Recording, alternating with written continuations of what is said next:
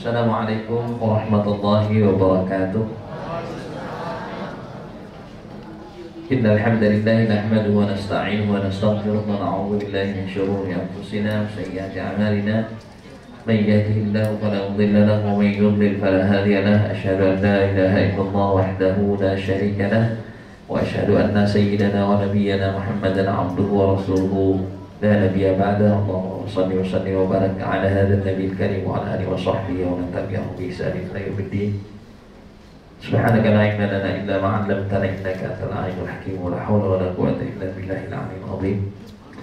Hadratul mukarramin yang kami hormati segenap jajaran direksi Generator and Travel, khusus kepada Mbak Ati Sunduseng selaku direksi pemasaran, direktur pemasaran. Kemudian Fadilatul Mukarram Ustaz Sidki Maulana yang nanti akan bersama saya mendampingi Bapak Ibu sekalian dalam perjalanan umroh pada kesempatan tahun ini edisi Indonesia Merdeka ya. Alhamdulillah kesempatan siang yang penuh keberkahan ini kita dapat berkumpul di tempat ini dalam rangka manasikul umroh, persiapan kita menjadi tamu Allah Subhanahu wa Ta'ala. Bapak Ibu sekalian, persiapan yang paling penting di dalam kita berumroh itu bukan persiapan yang bersifat fisik, baik itu yang berupa perlengkapan maupun berupa finansial, tapi yang paling mahal adalah persiapan rohani.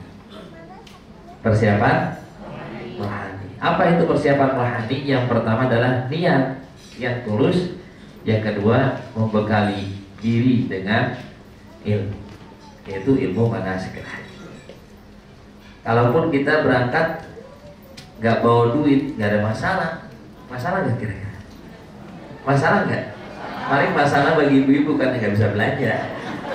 Kenapa nggak masalah? Karena semua sudah dibayar ya. Karena semuanya sudah terbayarkan, jadi nggak ada masalah sebetulnya. Kita nggak tahu bagaimana kita harus melakukan hal-hal yang harus kita kerjakan selama dalam pelaksanaan ibadah. Ya, enakan dirinya. Ngantuk saya kalau duduk. Saya rasa bapak-bapak juga ngantuk. Roman-romana dari mukanya pada ngantuk. Iya. Baik. Jadi intinya Bapak Ibu sekalian dalam perjalanan umroh ini, karena saya nggak berangkat aja jadi haji umroh. Dalam perjalanan umroh ini kita harus mempersiapkan batin kita, hati kita. Makanya tadi ayatnya dibaca oleh Ustaz Abdul Khadir. Dan sempurnakanlah haji maupun umroh karena Allah. Maka lillahi yatim wa maka li ghairillahi yanadin. Apa-apa yang kita niatkan karena Allah maka dia akan langgeng. Bukan hanya di dunia, tapi di akhirat ada catatannya. Wa maka li ghairillahi yanadin. Tapi apa-apa yang kita niatkan bukan karena Allah maka akan terputus. Apa yang kita niatkan lillah maka ada catatannya. Tapi yang diniatkan bukan karena Allah, yang kita dapat hanya lelah, capek. Tanda-tanda orang yang tidak lillah itu kalau ibadah, tandanya nih pasti ngersulah, bersulah. Paham gak bahasa orang Betawi? Ada orang Betawi rumah-rumah ini, muka-mukanya. Dari saya cek namanya orang Betawi, lu tuh beda. Ya. Jadi kalau orang-orang yang tidak lillah itu ditandai dengan banyak mengeluh. Maka kalau besok kita ada rasa ingin mengeluh, berarti kita lagi hilang Allah dalam diri kita hilang. Karena orang yang sedang melaksanakan ibadah harus menikmati. Dia fokus kepada Allah, bukan kepada yang lainnya. Maka biasakanlah kita berdoa yang baik-baik, apalagi di dua tanah suci. Jangan berdoa yang buruk-buruk, jangan berkata yang jelek-jelek. Kontrol kata-kata kita, hati kita, pikiran kita, pandangan kita, pendengar kita kepada Allah. Karena hari itu kita sedang akan melaksanakan ibadah, memenuhi panggilan Allah. Fokus kepada Allah. Kira-kira kalau orang nembak kagak ngeliat, kenapa enggak? Kenapa enggak? Enggak kena. Orang mana nggak fokus, kira-kira kena nggak tuh? Nggak bakal. Ibadah pun begitu, kalau seandainya tidak fokus, tidak lillah, maka nggak akan ada kenikmatan dalam ibadah. Coba aja, apapun kalau niatnya tidak fokus, itu tidak akan baik hasilnya. Apalagi ibadah yang namanya ibadah haji atau umroh, ya. Banyak godaan yang tadi disampaikan oleh Pak. Banyak godaan, apalagi godaan hati, masya Allah. Oleh sebab itu Allah ingatkan kita, watimul hajja wal umrah. Dalam ayat lain, walillahi 'alan nas hajjul bait man istata'a ilaihi sabila. Karena panggilan umroh atau haji itu adalah Allah yang telah mempersiapkan segalanya. Jadi bukan masalahnya adalah kan harta yang kita punya, bukan, tapi panggilan Allah itulah yang nanti akan menyampaikan kita ke tanah suci Makkah maupun Madinah. Maka ungkapan yang kita baca itu apa? Ketika kita sudah bersiap dalam pakaian ihram dengan niat ihram, yang kita baca apa yang diperbanyak? Talbiyah. Udah hafal? Bareng-bareng kita ungkapkan. Labbaik Allahumma labbaik, labbaik la syarika laka labbaik, innal hamda wan ni'mata laka wal mulk la syarika lak. Labbaik Allahumma labbaik, labbaik la syarika laka labbaik, innal hamda wan ni'mata laka wal mulk la syarika lak. Labbaik Allahumma labbaik, labbaik la syarika laka labbaik, innal hamda wan ni'mata laka wal mulk la syarika lak. Kalau kita udah baca talbiyah, perasaan hati kita kayak ditarik-tarik. Benar gak kira-kira? Labbaik Allahumma labbaik, ya Allah aku penuhi panggilanmu ya Allah. Berarti panggilan siapa? Panggilan Allah.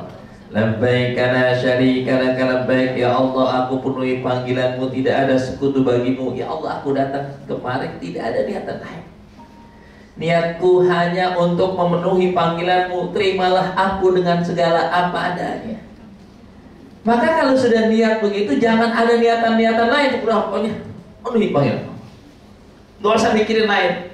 Di mana anak saya masih kecil ditinggalin, di mana pekerjaan saya udah tinggalin, Allah lagi manggil kita hari ini dipanggil. Persiapan udah lama. Emang ada satu satu panggilan Allah yang kadang-kadang kita suka mangkir tuh.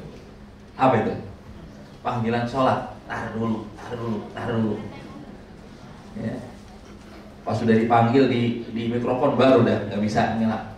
Inna lillahi wa inna ilaihi raji'un, telah berpulang ke rahmatullah. Ya, si Fulan bin Fulan. Makanya mumpung kita diberi kesempatan oleh Allah untuk datang ke rumahnya, untuk menjadi tamunya, maka bersegeralah. Bersegera. Wah, laki saya belum berangkat. Gak apa-apa, ntar lagi Allah yang manggil. Bisa tahun depan barangkali bisa berangkat bareng-bareng. Amin. Atau hanya bininya belum bisa ikut karena hamil, insya Allah tahun berikutnya bisa berangkat bareng-bareng. Amin. Ya, hanya ini panggilan Allah nggak main-main pada jemaah sekalian. Allah yang telah merencanakan jauh sebelum kita ada, jauh sebelum kita lahir, jauh sebelum kita tercipta, sudah ada itu panggilan. Si Fulan bin Fulan nanti berangkat haji, berangkat umroh sekian kali sampai mati. Labbaik Allahumma labbaik, ya Allah aku penuhi panggilanmu, tidak ada sekutu bagimu. Innal hamda wan ni'mata laka wal mulk, sesungguhnya segala puji, maka saya pergi haji, pergi umroh nggak pengen dipuji orang. Jangan sampai ntar pengen pulang umroh, pengen panggil Pak Umroh. Udah berat umroh. Ada Pak Umroh ya. Innal hamda wan nikmata, segala puji, segala nikmat hanya milikmu. Ya, jadi tidak ada keistimewaan, mau raja, mau rakyat jelata, mau orang kaya, mau orang susah, semua sama. Maka begitu kita sudah pakaian ihram, semua sama. Tidak ada perbedaan. Yang membedakan hanya inna akramakum indallahi atqakum. Anta majhulun inda man la ya'rif. Ada istilah begitu. Kita merasa kita siapa? Punya pangkat, punya jabatan, punya kekayaan. Anta majhul inda man la ya'rif. Sesungguhnya kita tuh bukan siapa-siapa di hadapan orang yang gak kenal kita. Katakan kita orang terkenal di kampung. Ya. Siapa? Apa katakan ya apa namanya kalau jarok ya, kalau di kampung namanya lurah ataupun apa itu dia mandor, terkenal, duitnya banyak. Begitu di hadapan orang Arab, apalagi orang Afrika, diinjek-injek dia. Emang gak kenal saya? Lah, situ aja gak kenal dirinya, apalagi saya. Makanya harus sekalian, pada saat kita sudah berada di sana, sudah hilangkan diri kita. Kita bukan siapa-siapa, hari itu kita hanya menjadi hamba Allah. Innal hamda wan ni'mata laka wal mulk la syarika. Inilah ungkapan pertama yang kita ucapkan pada saat kita sudah berpakaian ihram. Karena intinya perjalanan umrah ini sangat singkat, tidak seperti haji. Jadi kita nanti begitu ada di atas pesawat, kalau kita ke Madinah dulu ya. Biasanya kalau kita ke Mekah langsung kita mikot di atas pesawat. Kita akan dari Madinah. Dari Bir Ali kita sudah berpakaian sebelum sampai di Bir Ali kita sudah mengganti pakaian kita, tapi belum niat. Niatnya di mana? Ketika kita sudah ada di Bir Ali atau Dzul Hulaifah. Di Bir Ali itulah kita memasang niat, labbaika Allahumma umratan. Atau dengan niat yang lebih lengkapnya, nawaitul umrata wa ahramtu biha. Kita jaga perlu kita ada makanan ya? Ya Allah, aku panggilan untuk berumrah. Aku niat berumrah dan ihram karenanya, karena haram ridha Allah Subhanahu. Mulai saat itu kita sudah bukan siapa-siapa. Semua kita laksana mayit. Kenapa? Karena kita menjadi tamu. Ada ungkapan dalam bahasa Arab, al-dhaifu kal mayyit, yang namanya tamu itu seperti mayit. Maksudnya apa? Maksudnya apa? Etika seorang yang bertamu itu harus seperti mayit. Mayit itu diperlakukan oleh orang yang masih hidup tergantung orangnya. Waktu hidup, kalau dia orang yang dimuliakan, pasti cara mandikannya juga beda. Tapi kalau penjahat, kira-kira diperlakukan baik apa enggak? Orang ketika hidupnya banyak kejahatannya, banyak kezalimannya, begitu mati, ya orang juga malas ngurusin.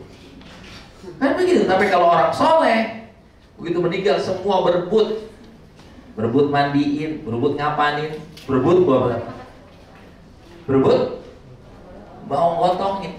Bugartian itu saya ingat teringat saya tahun 1987 ketika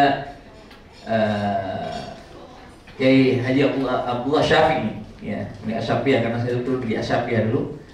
Jadi ketika beliau meninggal itu dari rumah sampai di Bali Matraman sampai ke Pondok Gede itu nggak ada keranda itu berjalan di atas tangan orang. Subhanallah. Saking solehnya itu. Belum lagi orang yang mendoakan.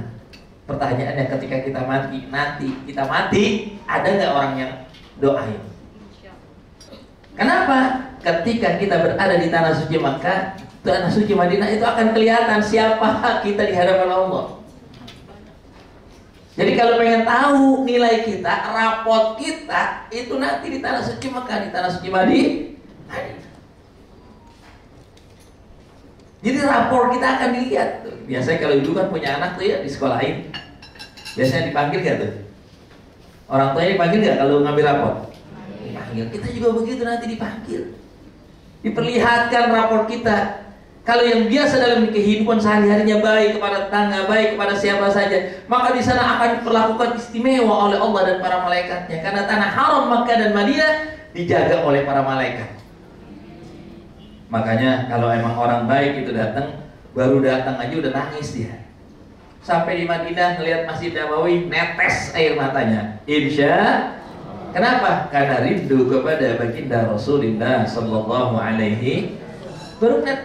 Belum sampai ke makam Rasul, baru melihat menara-menara Madinah. Subhanallah. Teringat kita bagaimana dulu perjuangan Rasulullah Sallallahu Alaihi Wasallam. Makanya nanti ketika di Madinah banyakin baca salawat sepanjang waktu, sepanjang hari. Selama di Madinah banyakin baca salawat. Minimal sehari berapa? Minimal sehari berapa kali? 1000 minimal. Ada yang di sini sehari 1000? Kayaknya min ahli salawat. Amin ya Rabbal. Kita kalau sebetulnya banyak punya masalah, banyakin baca salawat, insya Allah berkah hidupnya. Gak bakal susah itu. Kalau masih susah juga emang dasar susah.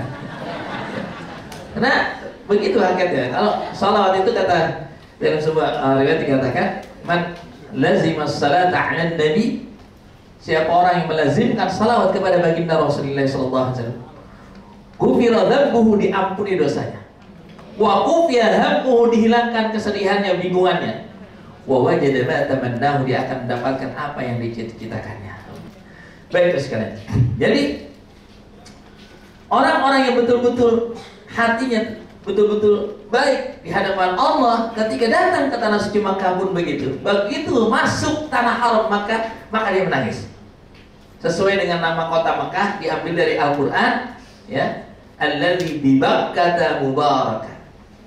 Kota Makkah itu dikenal dalam Al-Quran dengan kalimat Bakkah. Kenapa? Diambil dari kata Bakkah, yaitu orang yang masuk kota Makkah harusnya dia nangis.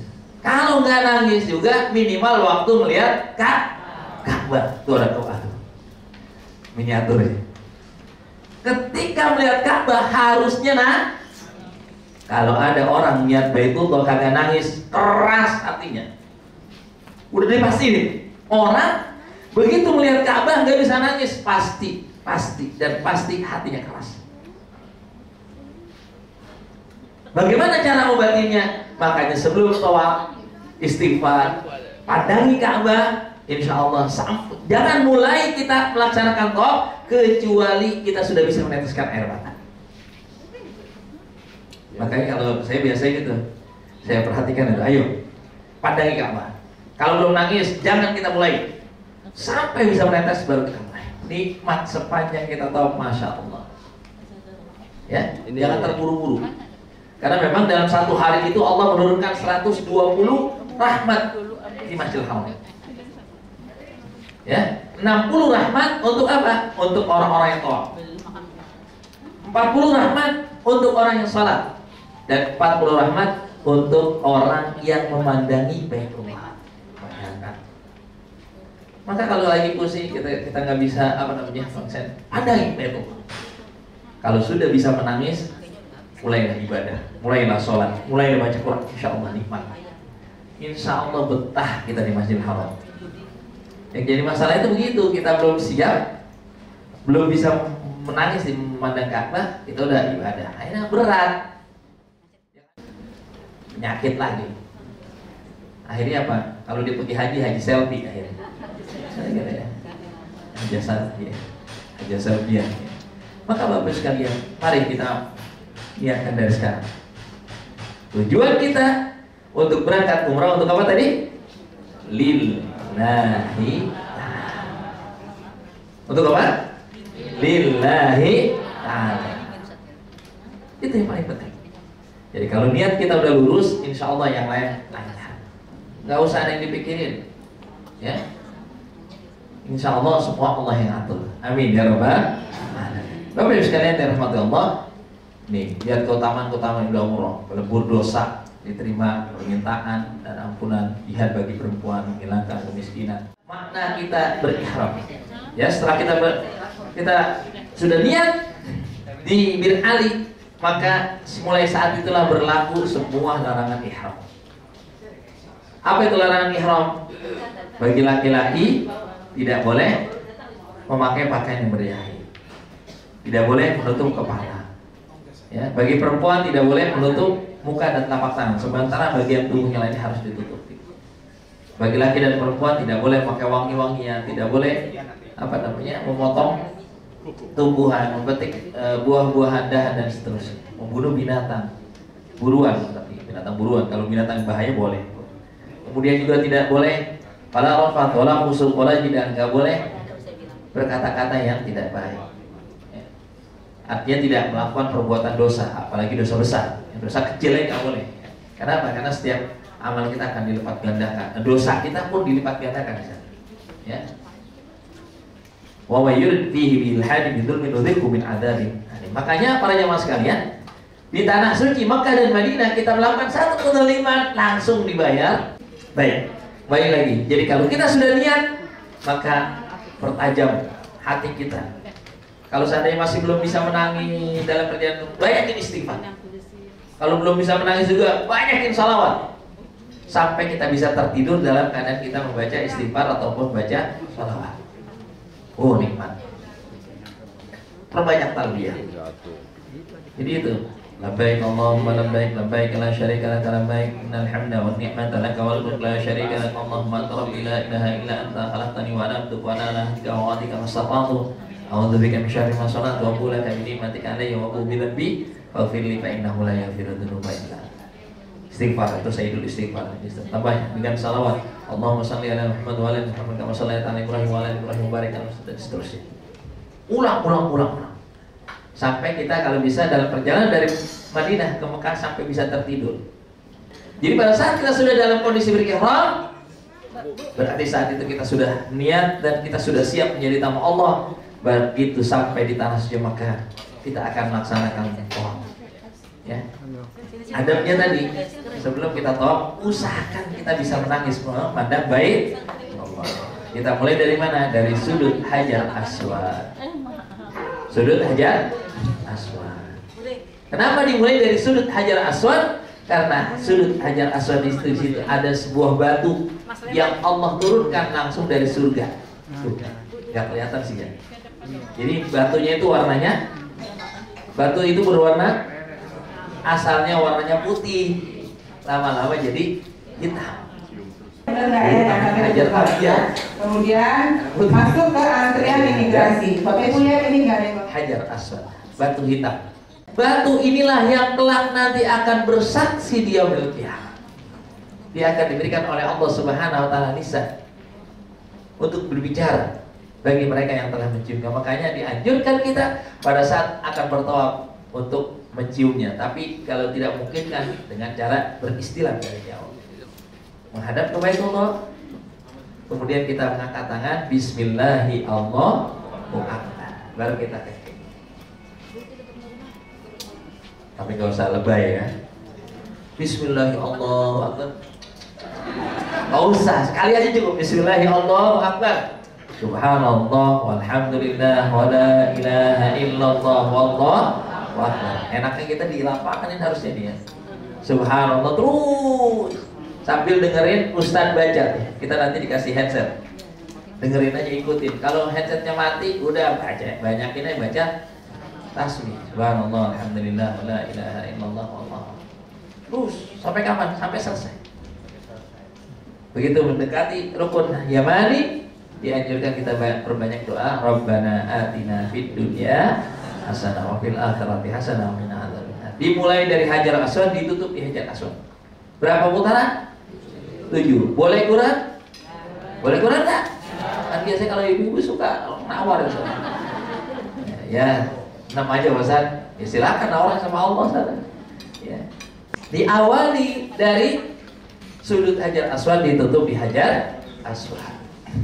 Begitu sudah selesai, biasanya kita nanti berdoa di multazam. Multazam itu lurus dengan pintu Ka'bah sampai dengan dari multazamnya dari Hajar Aswad sampai dengan pintu Ka'bah, lurus itu. Itulah yang disebut dengan multazam, wilayah yang sangat mustajabah untuk berdoa. Kalau bisa mendekat, kalau bisa gelantungan, tapi mohon maaf dalam kondisi kita berihram hindari. Kenapa? Udah dilumuri minyak wangi. Itu bisa kita lakukan pada saat kita tawaf sunnah.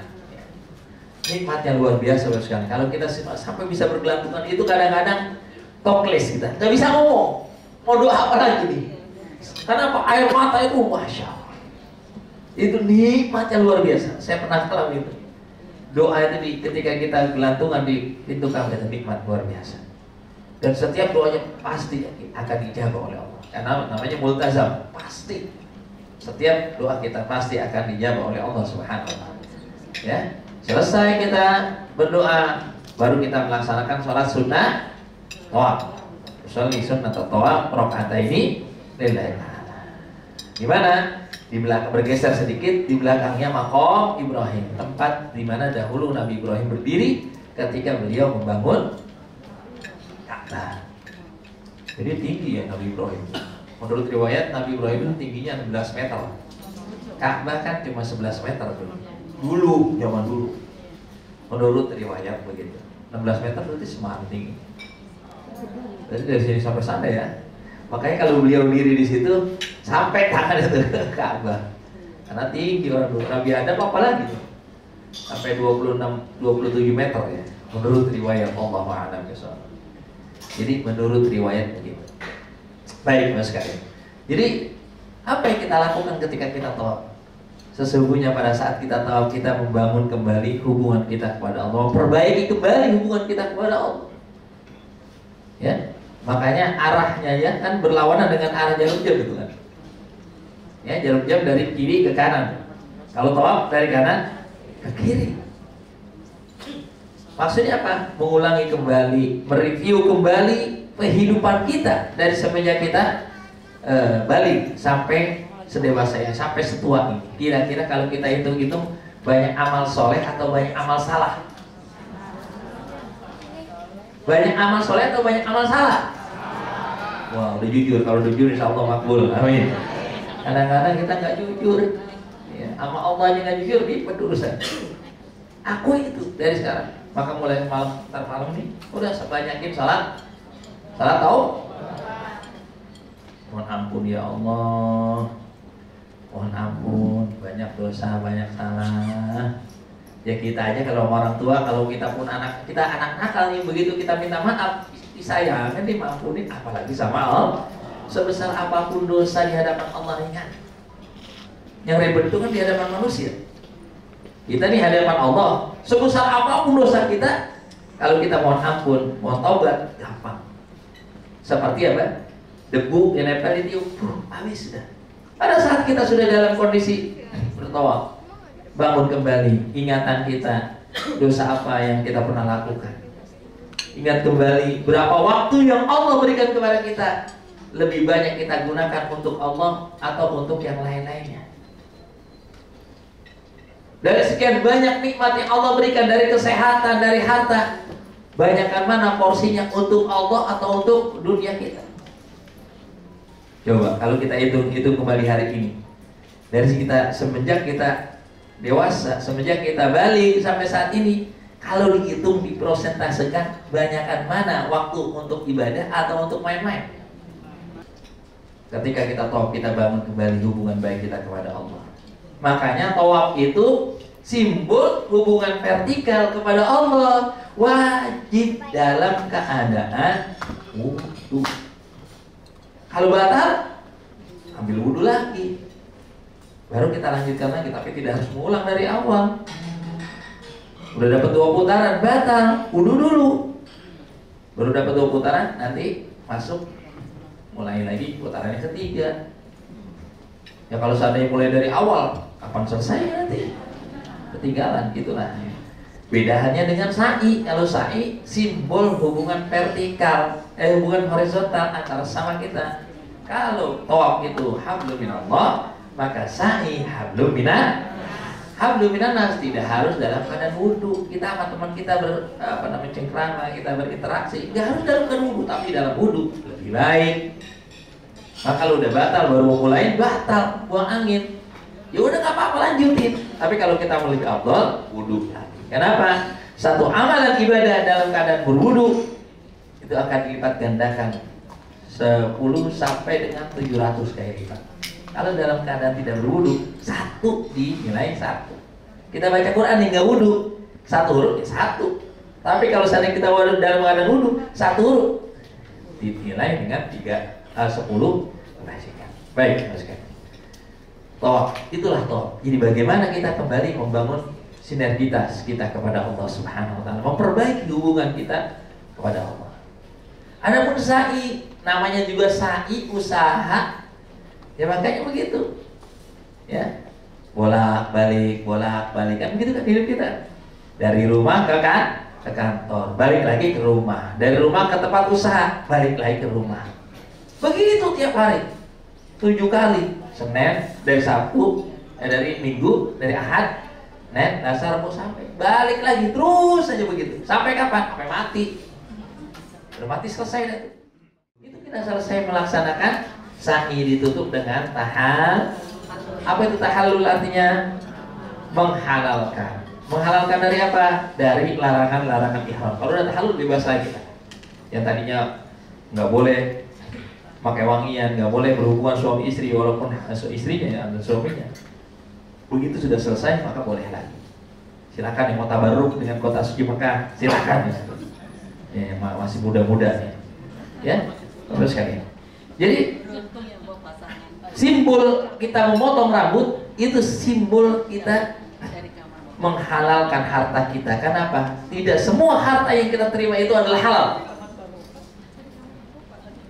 Tidak semua harta yang kita terima halal. Likulli syai'in zakatun. Di setiap segala sesuatu yang kita punya ada zakatnya, ada pembersihnya. Maka kalau kita punya harta, kita punya gaji, kita punya penghasilan, jangan lupa keluarin itu. Karena kalau kita nggak keluarin jadi penyakit. Penyakit apa? Penyakit bakhil. Kalau kita selalu membersihkan harta kita, diri kita dari sifat-sifat kebakhilan, insya Allah hidup kita bahagia. Amin ya rabbal alamin. Karena apa? Kunci kebahagiaan itu bukan ketika kita banyak punya harta, bukan. Kunci kebahagiaan itu pada saat kita sering berbagi kepada orang. Makanya para haji itu dikenal apa? Orang yang suka berbagi. Baik terus sekalian. Jadi pada saat kita melaksanakan ibadah itu maka kita selami satu persatu. Tentu banyak sekali hikmah-hikmah. Ya. Kenapa pada saat kita berihram laki-laki itu dianjurkan untuk terbuka. Ya. Karena biasanya kan orang laki tertutup. Begitu kan biasanya. Bapak-bapak, kalau ibu-ibu selalu terbuka, apa aja diceritain, betul? Makanya waktu ihram dianjurkan ibu-ibu itu tertutup, jaga mulut, jaga sikap. Ya. Kalau bapak-bapak biasa menutup sesuatu, buka kejujuran. Ya, bapak kalau tidak jujur nanti ribet juga. Ya, maka pakaian ihram itu kalau bisa nanti dibawa sampai pulang.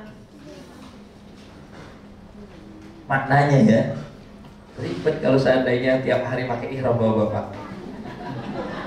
Makna pakaian ihram itu kita menghalalkan diri kita dari hal-hal yang tidak diharamkan oleh itu. Maka segala sesuatu kalau kita pahami insya Allah akan berpengaruh. Nah nanti berhasil atau tidaknya seorang yang berumrah dilihat ketika dia pulang. Ada perubahan nggak nih? Kalau berubah berarti makbul. Kalau nggak berubah berarti nggak ketemu sama Nabi Ibrahim, nggak ketemu sama Siti Hajar, nggak ketemu sama Nabi Ismail. Ketemunya sama Abu Jahal. Loh benar, Abu Jahal rumahnya di mana? Abu Jahal di mana? Abu Jahal itu rumahnya di atas, sekarang ada istana tuh di atas Masjidil Haram. Di Jabal Abu Qubais. Ketemu sama Abu Lahab. Abu Lahab di mana rumahnya? Kalau Bapak Ibu sekalian nanti selesai sa'i keluar itu di sampingnya ada WC. Itulah rumah Abu Lahab. Jadi dekat rumah-rumah mereka. Jadi kalau kita pulang dari umrah, pulang dari tanah suci tidak ada perubahan berarti salah ketemunya kita. Tidak dapat dipastikan. Makanya Bapak sekalian dari sekarang mari kita perbaiki niat kita lillah. Jangan sampai ada niatan-niatan lain. Ya. Jadi kenapa? Ada orang-orang yang diperlakukan oleh Allah seperti itu. Jadi senang kalau si hambanya itu nangis gitu. Kalau saya baru disayang. Hah? Jadi ada yang, tapi memang ada orang yang ketika dia baik diperlakukan istimewa oleh Allah SWT. Ya kalau kita mah tak sadar diri ya, kita bukan siapa-siapa, ibadah aja jarang-jarang. Infak aja juga kalau dituntut, kayak ibaratnya kalau baru ngeluarin duit seperti odol. Kan ada orang modelnya tipikalnya seperti odol, tapi ada juga yang model kayak salep. Ada gitu nggak? Ada orang modelnya kayak odol. Jadi kalau mau infak harta, ngeluarin harta, mau sedekah, harus dipirit dulu, baru keluar. Ayo Bapak Ibu sekalian, ayo kita infak itu akan dibalas oleh Allah, baru keluarin. Tapi ada orang tanpa itu, dia keluar sendiri, baru dibuka. Tuh orang-orang hatinya tulus, orang-orang yang tidak ada kepelitan. Maka Bapak sekalian, mari kita bangun rasa tadarruk kita di hadapan Allah. Sudah, pokoknya jangan pikirkan yang lain-lain. Kita datang atas undangan Allah, pasti Allah sudah siapkan semuanya.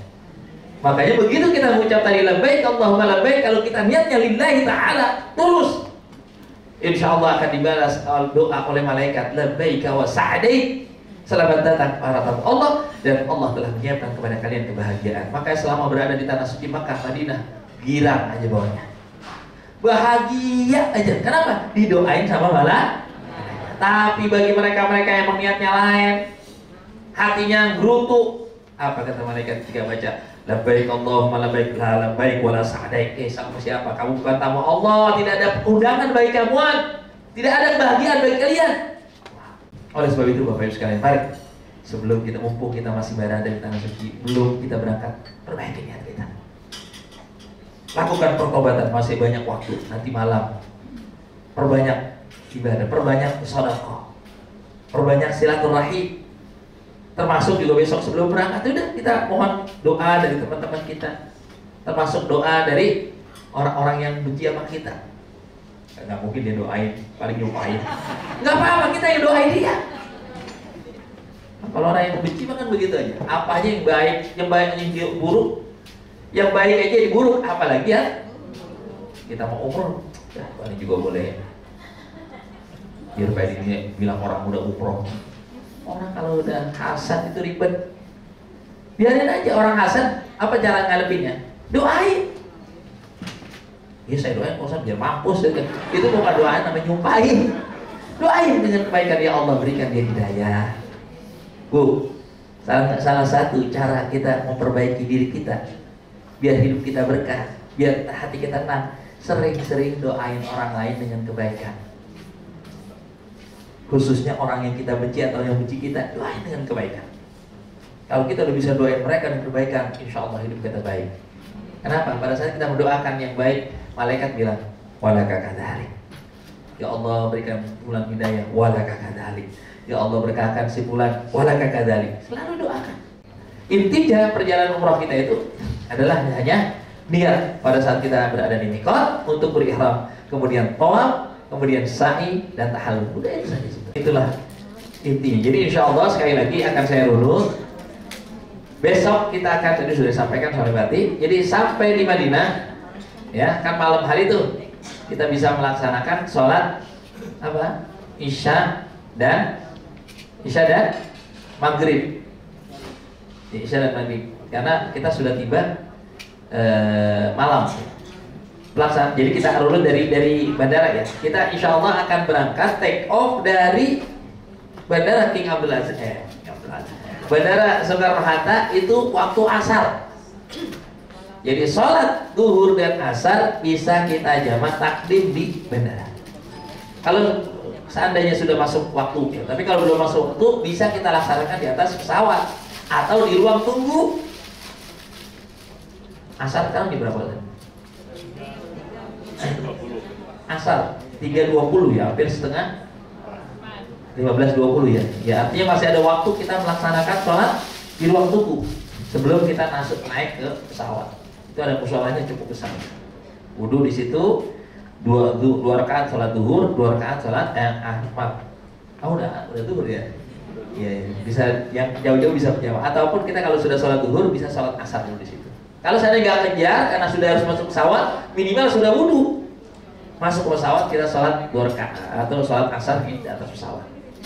Ya tentunya tidak sempurna ya. Makanya sebagian ulama mengatakan karena kita dalam perjalanan itu naik di atas kendaraan, karena tidak sempurna maka sampai di tanah suci nanti bisa kita i'adah, kita ulangi ya di waktunya atau di lain waktu. Bapak-bapak sekalian, begitu tiba di Madinah pada hari Kamis malam ya, Rabu malam, Rabu malam Kamis. Paginya kita insya Allah sudah akan melaksanakan ziarah sekitar kota ke Raudhah. Ya, nanti kita untuk ziarah Raudhahnya akan kita sounding Bapak Ibu sekalian. Jadi nunggu, bisa jadi di pagi hari itu atau bisa jadi di sore. Yang mudah-mudahan sore, karena sekarang tidak bisa setiap orang jalan sendiri. Kalaupun mau masuk situ harus ada aplikasinya. Pagi jam 2 subuh. Jam 2 subuh. Mantap kan? Kalau sore biasanya setelah asar ya. Jadi tidak setiap waktu, tapi sekarang dibatasi. Ketika kita ziarah ke Raudhah itu hanya 5-10 menit langsung diusir. Jadi cepat perputarannya. Insya Allah bisa merasakan ini. Ya, makanya kalau nanti sudah ada kesempatan ke Raudhah, perpanjanglah waktu kita sujud. Di situ kita minta doanya. Biasanya kalau udah melihat kita lagi doa diusir, ya. Jadi insya Allah di hari Kamis kita akan melaksanakan ziarah Raudhah. Di hari Jumat kita akan city tour kota Madinah, ya, dari Masjid Kuba, kemudian mampir di kebun kurma, kemudian ke Uhud, kemudian lewatin Qiblatain, lewatin Khandaq, balik lagi. Kemudian sholat Jumat. Nah, pertanyaannya, boleh nggak ibu-ibu sholat Jumat? Silakan. Kalau udah sholat Jumat, sholatnya ya nggak usah. Kita pengganti sholat zuhur ya. Ya. Kemudian nanti pada saat kita di kebun kurma, hati-hati nih. Biasanya suka pada nyesel. Oh, ternyata mahal betul di kebun kurma. Ya, orang namanya juga tempat rekreasi. Kita beli air di airport sama di luar, harganya kan beda kan. Nanti kalau mau beli silakan beli di situ, yang nggak beli nggak masalah. Ya, tapi kalau mau nyoba aja silakan, nggak apa-apa. Ya, sebanyak kita masih mampu untuk makan. Kemudian setelah itu dari sana kita akan kembali lagi ke hotel untuk melaksanakan sholat Jumat. Setelah sholat Jumat tidak ada kegiatan, ya paling nanti kalau ada tausiah akan diumumkan. Setelah itu di hari Sabtu ba'da sholat duhur baru kita akan take off menuju kota Mekah. Tapi sebelum kita take off, sebelum kita sholat duhur, kita sudah mengganti pakaian kita dengan pakaian yang laki-laki maupun yang perempuan. Ya, sudah mengganti dari hotel. Ya, nanti insya Allah akan saya praktekkan bagaimana cara menggunakan ihram bagi bapak-bapak. Sedangkan ibu-ibu pakaian ihramnya sama dengan pakaian waktu sholat, rapi semua, tertutup, termasuk bisa tangannya, pergelangan tangannya jangan sampai terbuka. Maka saya anjurkan, tolong yang memang kebetulan belum punya manset, beli manset. Itu harganya murah tapi penting dalam ibadah. Ya, karena aurat wanita itu semuanya aurat kecuali 2 tapak tangan dan muka. Ya, jangan sampai kelihatan. Ya. Kalau seandainya nggak punya manset gampang, cari aja tuh sarung kaki, potong ujungnya, masukin gitu. Ya, baik. Jadi pakaian ihram kita akan kita pakai pada hari Sabtu ya, sebelum kita zuhur. Ya, mandi disunahkan sunnah mandi ihram. Bagaimana mandinya? Seperti mandi junub, tapi niatnya saya niat mandi ihram karena Allah Ta'ala. Ya, gitu aja. Setelah itu kita sholat sunnah ihram, baru kemudian kita melaksanakan sholat zuhur. Sholat zuhurnya di jamak takdim. Jadi zuhurnya ngikutin imam, asarnya kita bareng-bareng sama teman. Kalau tidak ada, ya udah sendiri. Bisa 2 rakaat dengan dikosong ataupun 4 rakaat. Ya. Baru kemudian kita makan siang di hari Sabtu itu dan menuju ke Bir Ali. Di Bir Ali kita akan singgah sebentar untuk niat di sana. Ya, kita sholat tahiyatul masjid. Setelah itu naik bus. Karena Rasulullah SAW ketika berada di Bir Ali diperintahkan oleh malaikat Jibril, "Sholli bihadzal wadil mubarak." Wahai Muhammad, salat engkau di wadi yang berkah ini. Jadi kita ngikutin Rasul, maka kita laksanakan salat tahiyatul masjid di sana. Kemudian naik ke bis, insya Allah nanti akan dipandu oleh para asatidz masing-masing untuk melafalkan niatnya. Apa tadi? Sudah hafal niatnya? Labbaika Allahumma umrotan. Kalau labbaika Allahumma baik. Ya, labbaika Allahumma umratan, atau lengkapnya nawaitul umrata wa ahramtu biha lillahi ta'ala. Ya, boleh dibaca dulunya, boleh. Nanti biasanya diterjemahkan juga boleh. Baru sepanjang itu kita akan mulai berlaku tuh dari sejak Bir Ali berlaku semua larangan ihram. Terus sampai di kota Mekah Nah, kita masuk hotel, makan malam, kemudian kita akan tawaf bersama-sama bus masing-masing dengan bimbingan para ustadz masing-masing. Ya, disitulah nanti kita akan merasakan betapa nikmatnya kita melaksanakan ibadah di tanah haram Makkah, di Masjidil Haram, terus sampai selesai, sampai tahallul. Ya, setelah tahallul esok harinya tidak ada kegiatan, baru nanti di hari ketiga kita akan melaksanakan city tour sekitar kota Makkah. Ya, dari Jabal Jabal Tur, kemudian ke Padang Arafah, kemudian Muzdalifah, kemudian di Jirona. Bagi yang ingin melaksanakan umroh dulu biasanya mikot lagi di sana di Jirona. Dengan sudah ketentuan tentunya sebelum berangkat naik bus sudah berpakaian ihram atau bawa kain ihram. Ya, nanti bisa menggantinya di Jirona atau di Padang Arafah. Lalu kemudian kita balik lagi. Di hari berikutnya, hari keempat tidak ada kegiatan, ya. Hari ke-5 baru kita akan kembali ke menuju kota Jakarta, Jeddah terlebih dahulu. Itu rangkaiannya yang akan kita laksanakan Bapak Ibu sekalian. Kemudian ada beberapa hal yang juga kami sampaikan, ya, terkait beberapa hal penting lain seperti memakai ihram. Ihram itu Bapak Ibu sekalian terdiri dari 2 ihlai bagi bapak-bapak. Ya, pakaian ihram ini terdiri 2 helai. Yang pertama bagian bawah namanya izar, yang atas bagian atas namanya ridar. Nah, yang penting itu bagian bawah. Ya, bagian bawah kalau terlepas batal itu, ya, bisa terkena. Tapi kalau bagian atas nggak ada masalah. Jadi ihram itu 2 helai sama ukurannya ya, nggak ada yang panjang. Makanya banyak.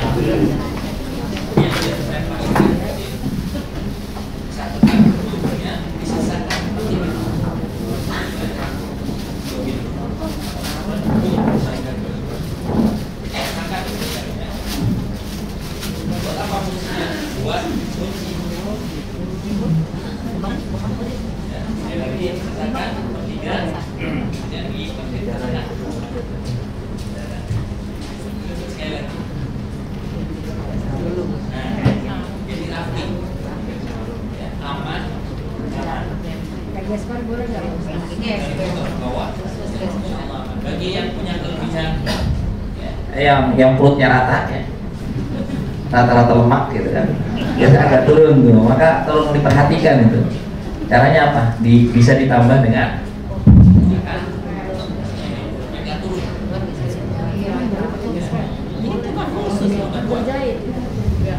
seperti ini, jadi aman bergerak ketika duduk maupun berjalan, jangan asal-asalan. sebagian orang kadang-kadang kasih tahu begini pakai cara yang lain, pakai gampangnya.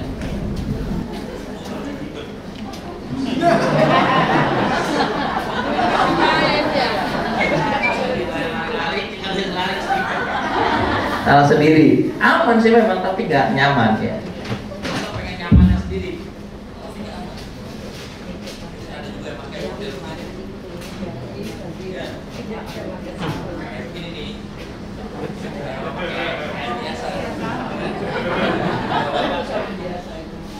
Kelihatan sih bagus, nyaman ketika bergerak. Cuma begitu pulang.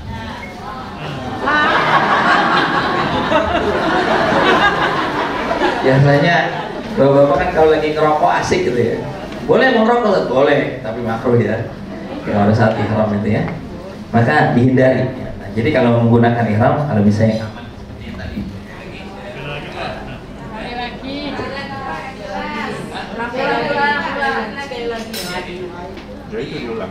Sisakan nomor 3, ya.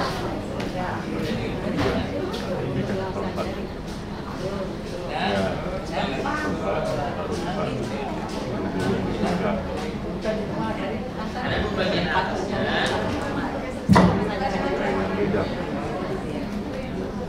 Bagian atas yang selemparkan. Biasanya yang kiri lebih pendek, sisanya yang panjang sebelah kanan. Nah, baru yang ini angkat di atas sudah begini. Biasanya udah nggak boleh pakai pakaian selain 2 helai ini. Nggak boleh pakai pakaian dalam. nggak boleh pakai celana dalam, nggak mau pakai kaos dalam, ya. Biasanya suka kadang-kadang ada jamaah yang udah bosan, nanti aja saya di Bin Ali saya buka. Katanya lupa, perasaan udah buka, begitu sampai buka, saya lupa Ustaz, ya kena dam gitu ya, kambing gitu. Lagi makanya kalau diingatkan harus ikuti ya apa yang disarankan oleh kalian. Yang kedua, Bapak sekalian, karena kita nanti ketika pulang dari Jeddah menuju Jakarta itu kan tengah malam, Isya kita baru akan bergerak menuju Jakarta. Makanya sholat subuhnya pasti di atas pesawat. Masalahnya sekarang bagaimana tayamum ya, masalah wudhunya. Bisa nggak wudhu di atas pesawat? Bisa. Cuma masalah kalau semua semua jamaah wudhu ya habis, bisa becek terus pesawat, berbahaya ya. Apalagi kalau yang nggak tahu caranya, ribet. Makanya bolehkan kita untuk tayamum. Tayamumnya bagaimana? Tayamum itu hanya dua dorbatan bil wajhi wa dorbatun. Jadi tayamum itu dengan dua tepukan. Letakkan di pesawat atau di bawah atau di atas lah. Asal jangan di tempat aja. Letakkan nawai tayamum istibahah salat. Atau saya niat tayamum buat salat. Nawai itu tayamum Istibahah salat. Saya niat tayamum untuk salat. Kita usapkan seluruh anggota. Kemudian kita letakkan lagi. Kita di bagian penting pesawat. Sekali lagi, mulai dari tangan kanan. 4 jari kanan diusap dengan 4 jari kiri. Jangan sampai kesentuh ini ya. Terus sampai sikut diputar. Nah, ditutup dengan jempol. Jempol diusap sama jempol. Baru kemudian diputar lagi. 4 jari kiri diusap dengan 4 jari kanan. Dan ditutup jempol dengan jempol. Kelihatan. Jadi kalau kita tayamum bisa di pingsan dan batu, kemudian kita usap seluruh anggota kita yang di atas yang kamu. Kemudian ambil lagi 4 jari, kita usap 4 jari kanan dengan 4 jari kiri. Ini sampai lagi. Kemudian untuk usap belakangnya jempol kanan. Kemudian jempol kanan.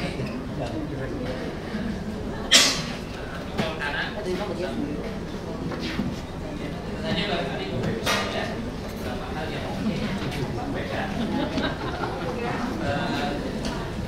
Selanjutnya mungkin barangkali nanti kita bisa tanya jawab ya. Satu informasi lagi tadi sudah disampaikan oleh Mbak Ati bahwa kondisi saat ini di sana cukup panas. Cukup panas. Makanya tidak ada sananya bawa payung. Bawa payung, kemudian kalau ada kacamata hitam bawa kacamata hitam. Karena biasanya apa namanya? Pedih gitu. Ya, pantulan cahaya itu sangat penting. Termasuk bapak-bapak yang kepanasan itu bisa pakai payung, asal jangan tentu di sini. Yang nggak boleh itu kalau langsung. Tapi kalau seandainya di atas, maka tidak masalah, karena cukup panas. Tadi yang kedua juga disuruh sering-sering, ya, sering-sering minum air, bukan banyak-banyak minum nanti kencing terus itu. Ribet urusan, tapi ketika haus, bentar lagi minum dikit, jangan sampai dehidrasi. Biasanya kalau ada Bu Dokter nih Pak, pasti akan diterangkan, tapi Bu Dokter belum sampai sebenarnya. Ya, saya rasa itu saja barangkali Bapak Ibu sekalian, ya hal-hal yang penting. Kalau ada yang ingin dipertanyakan, silakan kami persilahkan. Oh iya, untuk kalau ya nanti akan disampaikan oleh Pak. Dari saya Ibu Puja, wabillahi taufiq wal hidayah. Assalamualaikum warahmatullahi wabarakatuh.